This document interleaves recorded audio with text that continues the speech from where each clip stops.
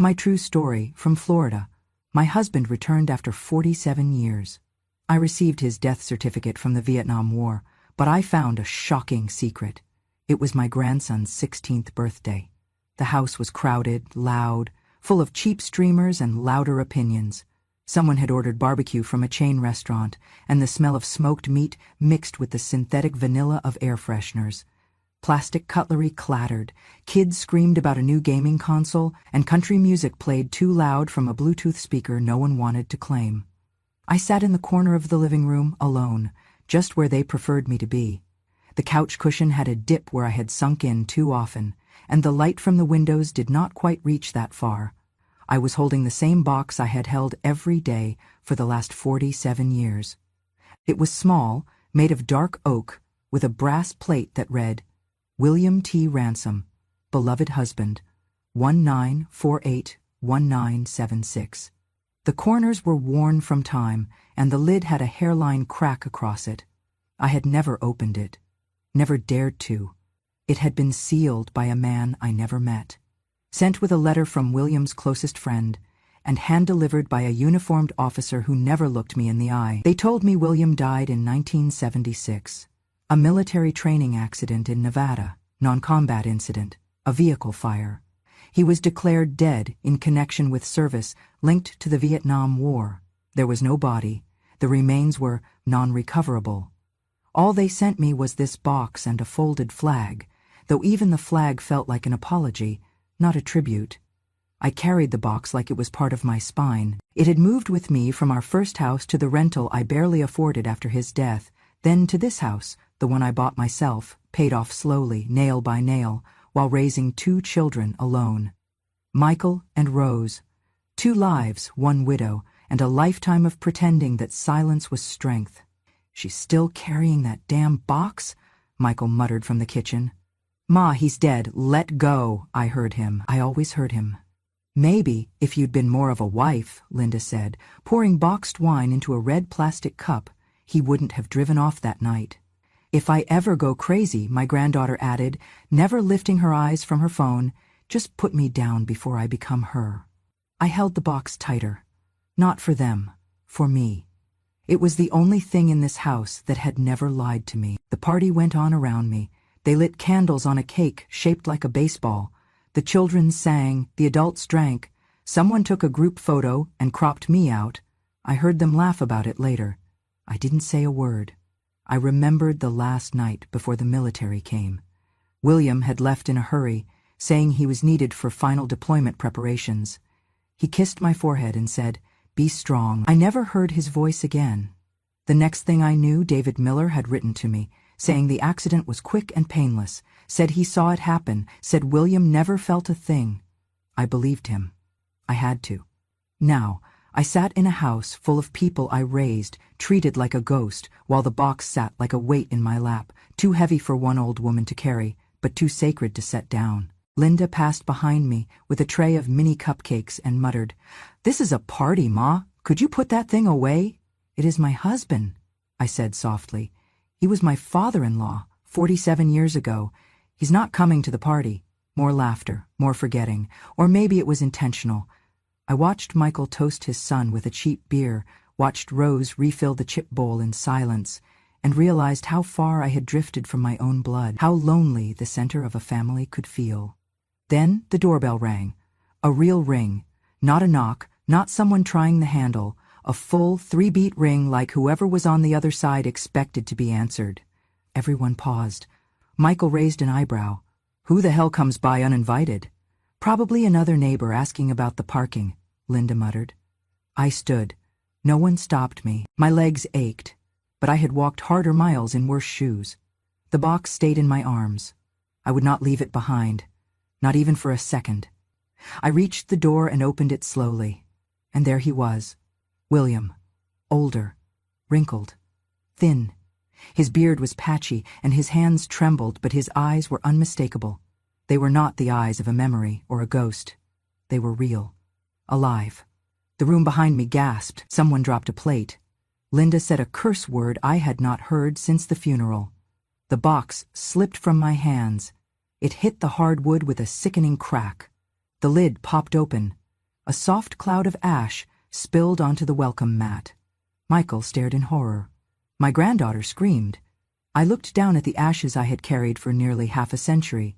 Then I looked up at the man who had let me believe he was dead, and with a voice I had not used in years, I asked him one question. Then, who the hell did I bury?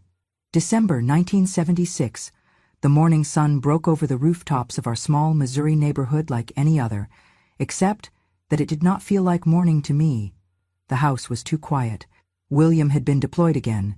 Vietnam, they said, but with a logistics unit stationed stateside. I clung to that detail like it meant he was safer. Then the letter arrived.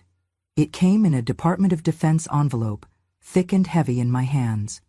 The return address read, Casualty Notification Branch. My breath caught before I opened it. Staff Sergeant William T. Ransom has been confirmed deceased during combat travel associated with operations linked to the Vietnam War theater, it read. Non-recoverable fatality, vehicle explosion, identification confirmed through circumstantial evidence, no physical remains, no signature, no rank, no name of an officer. No one took responsibility for that letter. 3 days later, another package arrived by private courier. No military seal, just my name written in faint ink, and inside a box, dark oak, a brass nameplate. William T. Ransom, 19481976. Attached was a letter, handwritten in blue ink on plain stationery. It was from David Miller, William's old army buddy. Helen, it began, I write this with the heaviest of hearts. I was the one assigned to identify what was left. The explosion left no recognizable remains. It was quick, painless. I took the liberty of handling the cremation per his standing wishes. He always said if anything happened, to make sure you were spared from seeing it. I'm sorry, he was a good man. David Miller, a name William mentioned once or twice, but never with detail.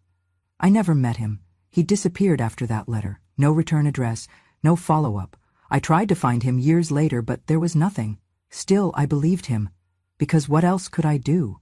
I had no body, no grave to stand at, no folded flag ceremony, just that box, that letter, and a house that suddenly felt too big and far too silent. Michael was 10, Rose was 8. I told them their father had died a hero, that he died in service to the country, in the line of duty. I wore black. I wept in the dark. I pressed my face against the box at night, whispering his name. I never remarried. I never dated. The idea of letting another man near me felt like betrayal. William was gone, and I was married to his memory. I pawned my wedding ring to pay the gas bill that first January. I started cleaning houses during the day, offices at night. My fingers cracked from chemicals, and my back screamed every time I bent over, but I never stopped. I could not afford to stop. I never asked for help. Michael grew up resenting me for it, said I cared more about a ghost than my living family. But what he never understood was that I worked not for William's memory, but because I had no choice. No husband, no pension, just 2 mouths to feed and a box of ashes that no one else wanted to claim. I kept that box on the mantel. When the children moved out, it went on my nightstand. When I downsized to a smaller house in Florida, it came with me, wrapped in bubble wrap, carried on my lap during the flight. I wouldn't let them put it in the luggage. There were nights I'd sit up in bed, whispering to it, pretending he could hear me, pretending he missed me too. I thought maybe, somehow, he'd seen the children grow up, that he was proud, that he would have done the same had the roles been reversed. I was faithful to the end, not just to his name, but to the idea of him, the idea that someone had loved me so deeply, even death had not erased it. For 47 years, I never opened that box. I dusted it, I polished the brass plate, but I never opened it. Not out of fear, out of reverence, until the day he showed up at my door, until the day that box fell open, and I saw the ashes spill across the welcome mat like a cruel joke, and I remembered the unsigned letter, the no-return dress package, the lack of ceremony, the lack of official anything. All these years I believed the lie because it came wrapped in silence. And now, as I stared into the face of the man I had buried in my heart, the only thing more painful than his return was realizing he had never truly left. He had just disappeared. And he had made sure I could never follow. He stood there like nothing had happened, like he had not erased me from his life, left me to bury a stranger's ashes and raise 2 children on my own. William T. Ransom. My husband. My ghost. He wore a beige jacket that hung off him like he had borrowed someone else's body. His shoes were worn through the soles, his beard had gone gray, patchy, unruly. But his eyes, they hadn't changed. Cold, sharp, too clear to belong to a man with no memory. "Can I come in?" he asked. I stared at him for a full minute. Then, without a word, I stepped aside. He crossed the threshold and walked past the spilled ashes, past the stairs of my son and granddaughter, and into the house he once owned, the house he left me to build, inch by inch, paycheck by paycheck. Rose didn't speak. She stood in the hallway, watching from a distance. Michael followed William like a child shadowing his father. His eyes lit up like Christmas morning. We all sat in the living room, William in the recliner, his old chair, the one I had refused to throw out. I on the couch, Michael by his side. William cleared his throat. "I know this is difficult to understand. I lost my memory after the explosion. I wandered for a while, lived off the grid. Then I started to remember. Faces, names, this house. You." It was rehearsed. Too clean, too calm. "You remember now?" I asked. He nodded solemnly. "Yes, and I'm sorry," Michael jumped in. "It's a miracle, Ma. We thought he was gone forever. But he's here now, and we can start over." "Start over?" I repeated, my voice like sandpaper. William reached into a folder and pulled out a stack of papers. Deed copies, tax records, property value assessments. "This house," he said, "was bought in my name. Before I left, I never signed anything transferring ownership." "Because you were dead," I said flatly. "Legally presumed," he corrected. "But now that I'm back, we need to talk about selling the house. Splitting the proceeds. I have debts, legal fees. I'm not asking for everything, just half." I stared at the man who had left me a widow, who had let me believe he died in service, who had watched from wherever he was while I scrubbed toilets and cried myself to sleep for decades. Michael added, "We've been paying the property taxes the last few years, Ma. You're just living here." I turned slowly toward him. "You knew?" He looked away. "You knew he was alive." He did not deny it. "I met him 2 years ago," Michael admitted. "He tracked me down. He needed help. He said he wanted to make things right. By selling the only home I have left?" My voice cracked. "This house is all I've known. I bought it. I paid for every beam, every tile, every repair, while you were, what, playing dead?" William sighed. "Helen, I understand your anger, but the law is the law. I'm not here to fight. I just want what's fair." "Fair?" I whispered. 50-50, Michael said. "Simple math." I looked down at my hands. They were shaking, not from weakness but from restraint. I had imagined 1,000 times what I would say if he were still alive. I had prayed for him to walk through that door, but not like this, not carrying legal folders and a smirk. "I buried you," I said. "I held ashes and cried over you for 47 years. I raised 2 children while working night shifts and selling my wedding ring. And you want half." William said nothing. I stood. My knees ached, but I stood anyway. "You will not take my home," I said. "You will not take what I built from your absence. You walked away from this family, and you will not walk back in with a pen and paper." Michael scoffed. "You can't stop him. The house is in his name." "Then take me to court," I said. "Let a judge see what he left behind." William leaned forward. "Why make this ugly, Helen? We were a family once. Let's be civil." "You were a family once," I replied. "Now you're just a man with papers, and I'm a woman with a memory." I did not sleep that night. I sat in my kitchen with the folder William had left behind, copies of business filings, birth certificates, company logos stamped on letterhead, bank account statements under the name Will T. Ransom. I watched the shadows of the ceiling fan spin slowly overhead as I read and reread every page. The house was silent except for the hum of the refrigerator and the distant echo of a party muffled behind closed doors. By morning, I felt a cold, clear certainty. I was not hallucinating. I was wise. I drove to the county clerk's office with that folder. I ask for every business registration connected to William Ransom or Will T. Ransom or any similar alias. The clerk handed me several bound printouts. One crossed my eyes with its complexity. A logistics firm incorporated in Texas in 1982. Partner, Judith Ann Miller. Co-owner, 2 children listed in public school births. The company records showed profits, property buys, car leases, real estate transactions, all dated far past 1976. My husband had not disappeared or suffered memory loss. He had found a new life, under a new name. Back home, I stood in the doorway of the guest bedroom, once mine, now used for junk storage. I spread the papers across the bed.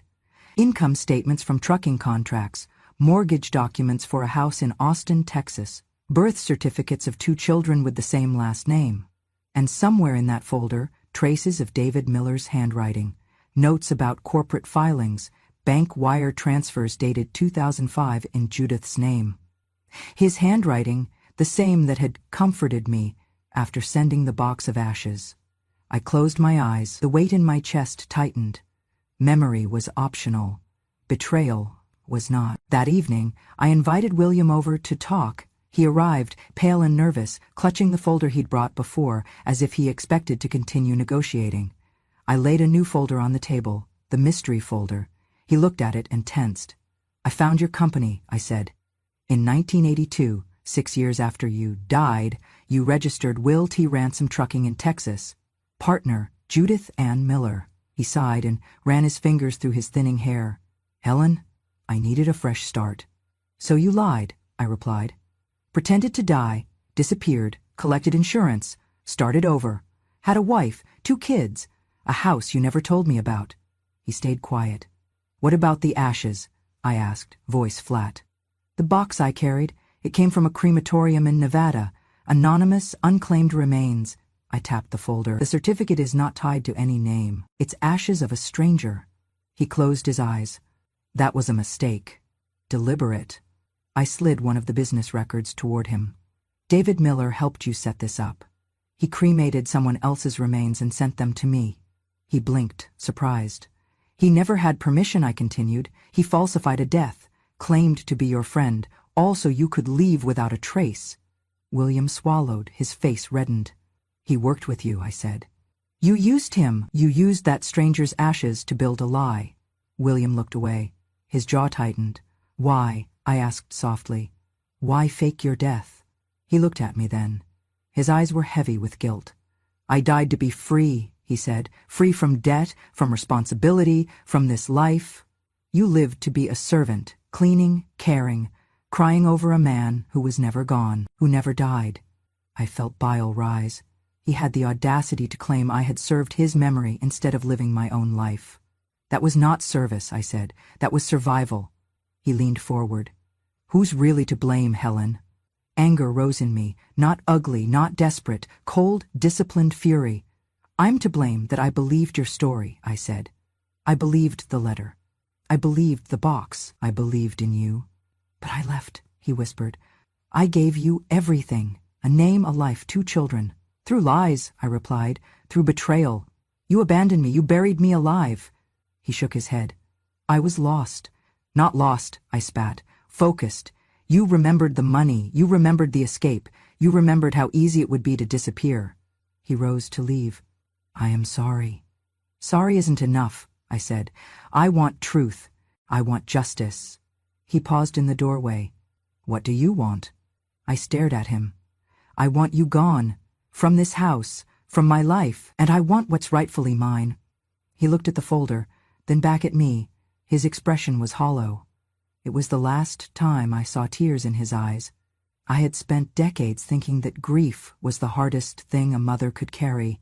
But betrayal digs deeper, especially when it comes from your own child. After William's return and our confrontation, I noticed Michael began hovering, checking on the deed, asking about taxes, suddenly involved in matters he had ignored for years. His concern felt rehearsed, like a script he'd memorized too well. One afternoon, I went through my old lockbox, the one William never knew I kept in the back of the linen closet, wrapped in a threadbare quilt. It held documents, receipts, deeds, old tax records. But it also held a ledger I used to write down expenses in the 80s and 90s, trying to make sense of the chaos. Flipping through, I saw something odd. A bank transfer from a joint account Michael had opened in 2003, receiving monthly payments labeled WR Trust, William Ransom Trust. The deposits were regular, identical, in amount, more than a child would send a struggling parent. It wasn't support, it was a payout. I pulled Michael's old laptop from the hall closet, one he'd left behind years ago. It barely powered on, but it still worked. And in an old email folder I found them, email threads between Michael and willr62@outlook.com. Make sure she doesn't suspect anything, one email read. Keep her busy until I can file the paperwork. Another, she's too stubborn, you'll need to pressure her. And the most chilling, get her into assisted living. That's when we can sell. I sat at the kitchen table, reading every message hand over mouth. They had planned it for years. William's grand re-entry wasn't an accident. It was the final step in a long con. My own son, the boy I raised, the child I fed with coupon dinners and school clearance sales. He had sold me to my past. For a payout. When Michael came over that weekend, I watched him closely. He moved through the house with entitlement, casually opening drawers, eyeing the walls. He was casing it. I confronted him in the kitchen, calmly. How long? I asked. He blinked. What? You've been working with him for how long? His mouth tightened. That's none of your business. I found the emails, I said. I found the bank records. He didn't deny it. He didn't flinch. You're old, Ma, he snapped. Step aside, me and Dad'll take care of the rest. I recoiled. Take care of what? The house, the assets, your future. He leaned in. You're not fit to handle this stuff anymore, and honestly, you're lucky we didn't act sooner. My chest burned. I raised you. And you raised me alone, he snapped. That's not noble, it's pathetic. We grew up with nothing, all because you clung to a man who left you. Well, he's back, and it's time he gets what's his. What about what's mine? I whispered. He laughed. This place? You've just been squatting. He pulled papers from his jacket, a power of attorney, unsigned, but prepared. Sign it. We'll take care of everything. We'll even find you a good place. One of those nice facilities with a garden? I stared at the pen. I didn't reach for it. From the hallway, Rose appeared, silent, watchful. Michael turned. Don't start, Rose. You said you were with us. She said nothing. He waved the papers. Ma, sign them. You're tired. You're confused. I stood. I'm angry. And I'm awake. He rolled his eyes. This is ridiculous. You're living in the past. I looked him square in the eyes. The past is the only reason you're standing here. I worked 2 jobs. I pawned my ring. I buried a stranger. For you? He scoffed. You were weak. No, I said. I was strong. And I'm still here. That makes me dangerous. Michael clenched his jaw. Last chance, Ma. Sign. Rose stepped forward. And I said, loud enough for the whole house to hear, no. I used to think silence meant agreement, that when my daughter stayed quiet, through Michael's rants and William's return, it meant she had chosen their side. I mistook stillness for betrayal. But Rose had always been the quiet watcher, the one who saw everything, even when she said nothing. The night after Michael demanded I sign away my rights, Rose came to me. She did not knock. She simply walked into the kitchen, where I sat in the dark, fingers shaking around a chipped porcelain mug. She sat across from me and placed a small USB drive on the table. What's this? I asked. Proof, she said softly. I stared at her, unsure. I knew something was wrong, she began. The way Dad came back, how Michael treated you like a problem, not a person. So I did what you taught me. I listened. She explained that months ago Michael had tried to recruit her, to get her to help manage Mom's decline, as he put it. He thought if Rose was on their side, I would be easier to control. She played along, smiled, agreed to their plans while secretly recording everything. I wore a mic, she said, at lunch meetings, at the house. Every time they spoke freely, I was there. I picked up the USB, it's all there. Audio, documents. The signed agreement transferring your house to Michael if you were deemed incompetent. A fake letter from a doctor. Even the bank trail. I swallowed hard. Why didn't you tell me sooner? I had to wait, she said, until they showed their hand. I looked at my daughter, the girl I once bathed in a plastic sink tub, who cried the night she lost her first tooth. She had grown into a woman of quiet steel. They thought I was on their side, she said, but I'm on the side of truth. Tears burned behind my eyes. I thought I lost you. You never did, she said. They just made too much noise. That week I found a lawyer. Not just any lawyer. A seasoned litigator who specialized in elder fraud and property recovery. I handed him everything. The USB, the emails, the fake death documents, the forged medical notes. This is enough to bury them, he said. Good, I replied, because I buried myself for 47 years. We filed for an emergency injunction. The house was frozen. William and Michael couldn't touch a single penny. Their accounts were reviewed. Subpoenas went out. The news hit Michael like a thunderbolt. He came storming into the house 3 days later, eyes bloodshot, rage on his lips. You set us up? He screamed at Rose. She stood her ground. You tricked your own family? No, she said. I protected mine. He turned to me. How could you do this? We're your blood. I stood behind Rose. You made me your victim. I made myself your witness. William called that night, left 3 voicemails. The last one was him crying. Helen, don't do this. We can fix it. I came back for closure. I deleted all 3. The court date was set. My lawyers smiled. They'll never see it coming. And they didn't. The courthouse was colder than I expected. Pale marble floors, blue-gray walls, a faint smell of dust and disinfectant. I sat with Rose at my side, her hand gently resting over mine. Across from us sat William and Michael, both in suits that didn't fit them right, too big in the shoulders, too tight around the gilt. The judge, a sharp woman in her 60s, read the opening statements with a tone of barely veiled disdain. My lawyer presented the evidence, the forged documents, the recorded conversations, the falsified medical assessments. When the audio played of Michael laughing about just shipping her off to a memory care unit, the courtroom held its breath. William avoided my eyes the entire time. Michael, for once, had nothing to say. By the end of the second day, the outcome was clear. Mr. William Ransom and Mr. Michael Ransom, the judge said, you stand accused of elder exploitation, fraudulent misrepresentation, attempted unlawful transfer of property, and falsification of legal documents. The court finds the evidence irrefutable. She turned toward me. Mrs. Helen Ransom, your resilience is commendable. This court hereby restores your sole ownership of the property in question, awards you 70% of all identified marital and business assets, and declares Mr. William Ransom and Mr. Michael Ransom permanently disqualified from any future claims on your estate. I squeezed Rose's hand. She smiled, tears welling. The gavel fell. William let out a low sigh, like a man exhaling his last lie. Michael slumped, hands clenched. Their empire of deceit, built on the bones of my silence, had collapsed. But the real victory came weeks later, when the sheriff came to enforce the eviction.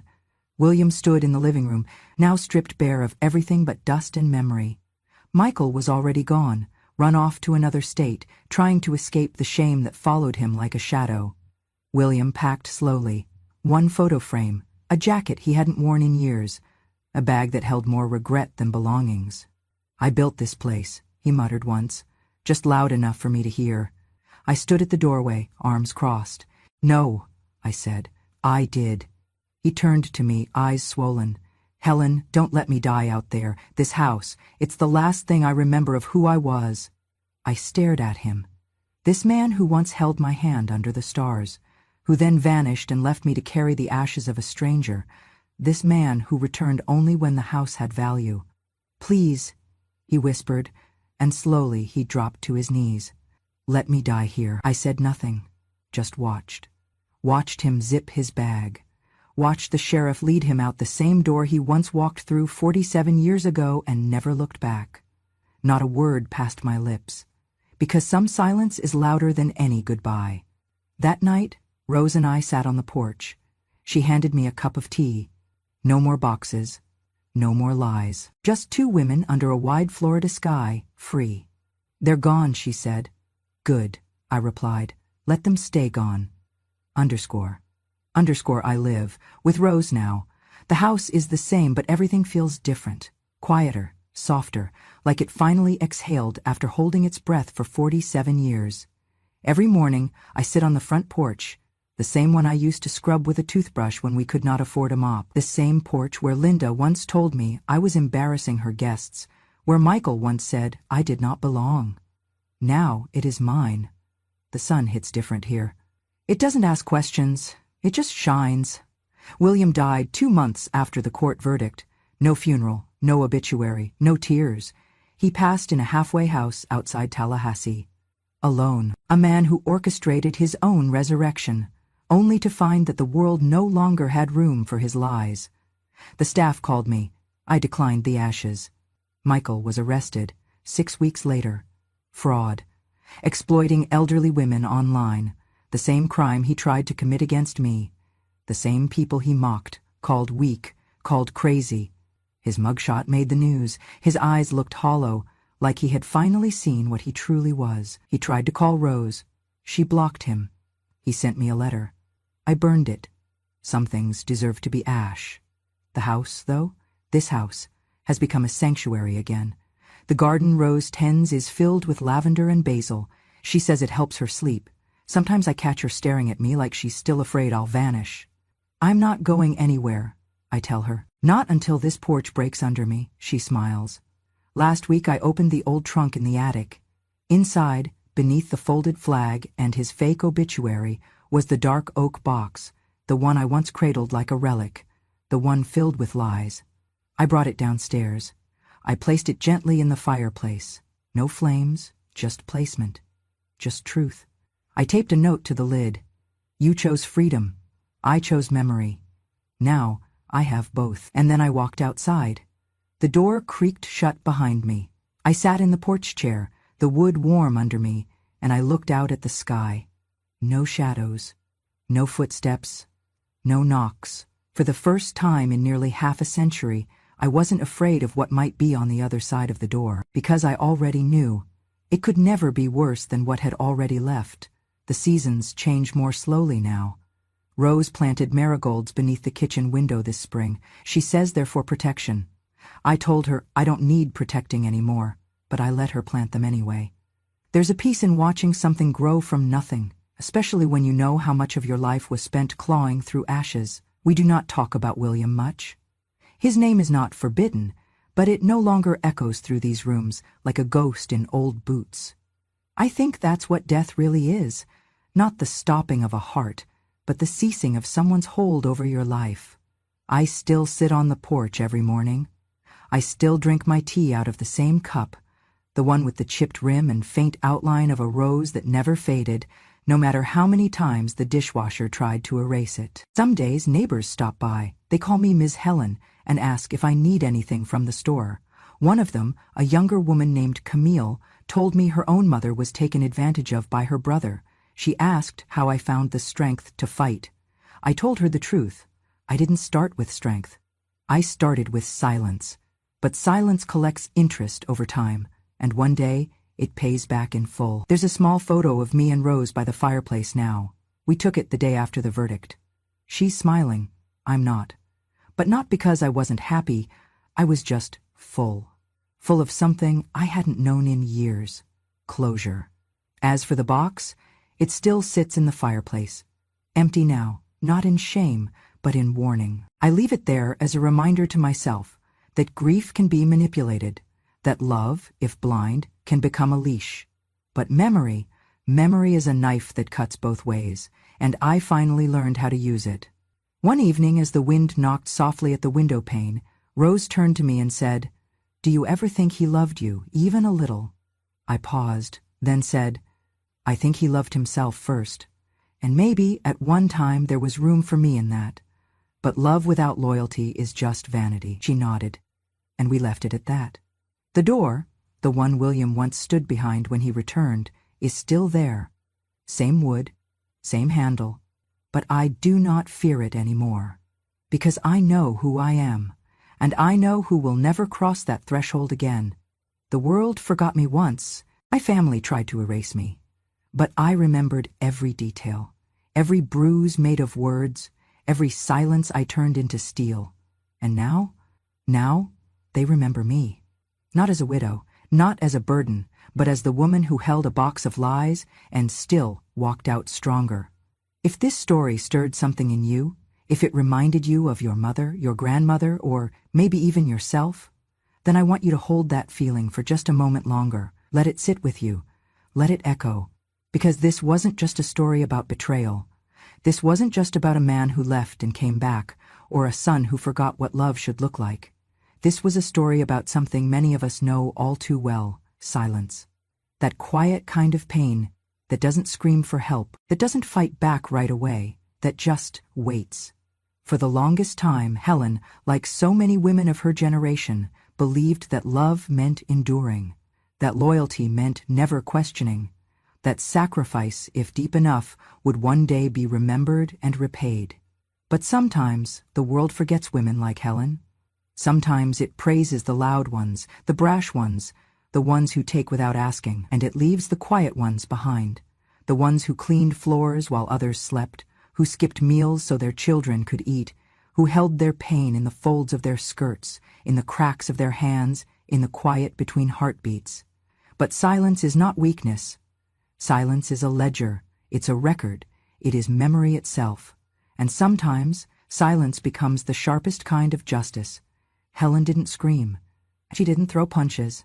She didn't beg to be seen. She simply waited, watched, remembered, and when the time came, she stood tall, not just for herself, but for every woman who was ever told she was too much, too old, too emotional, too forgettable.